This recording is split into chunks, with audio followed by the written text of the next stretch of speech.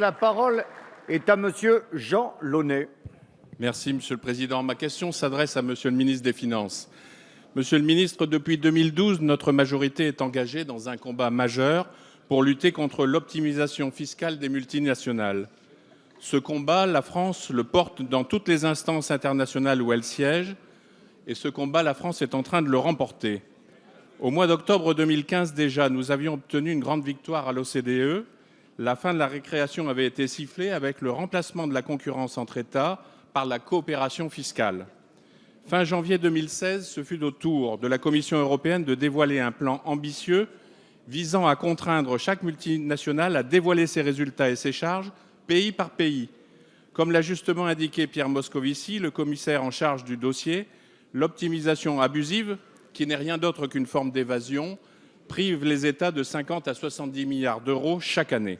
Ces pratiques doivent vivre leurs dernières heures. Mes chers collègues, notre collègue Pascal Terrasse vient de remettre un rapport au Premier ministre consacré à l'économie collaborative, dans lequel il rappelle que les plateformes doivent contribuer à leur juste mesure à la solidarité nationale. Si la fiscalité des nouvelles activités économiques se pose pour les plateformes, elle se pose globalement sur l'optimisation fiscale dont certains grands groupes sont devenus experts. La question n'est pas tant de faire payer des impôts à des entreprises qui se développent brillamment que de savoir comment financer la vie quotidienne des Français si les sources de financement sont déviées avant même l'entrée dans notre pays. Alors oui, la gauche gouverne. Oui, la lutte contre les abus de la finance et contre l'impunité fiscale est ouverte. Oui, la voix de la France a été entendue. Et à ce stade du processus, Monsieur le ministre, que pouvez-vous nous dire sur cette lutte contre l'optimisation fiscale et comment elle porte ses fruits? Merci Monsieur Launay. La parole est à Monsieur Michel Sapin, ministre des Finances et des Comptes publics. Merci beaucoup, Monsieur le Président, Mesdames, Messieurs les députés, Monsieur le député Jean Launay. L'optimisation fiscale que vous dénoncez, chacun voit bien de quoi il s'agit. Des entreprises qui organisent, de manière souvent très complexe, un système qui leur permet non pas de payer éventuellement moins d'impôts, mais de ne plus payer d'impôts nulle part, ni en France, ni en Europe, ni même dans le monde. Cette situation est insupportable. D'abord, moralement, quand on a à payer des impôts, on doit payer ses impôts. Ensuite, économiquement, parce que cela crée des distorsions de concurrence entre l'entreprise, que je dirais honnête, qui paye en fonction de ses bénéfices, et celle qui fait tout pour éviter d'avoir payé des impôts. Et puis, ça n'est pas possible aussi pour quelques pays que ce soit, dans le cadre aujourd'hui des efforts que nous demandons à l'ensemble des contribuables pour lutter contre les déficits publics.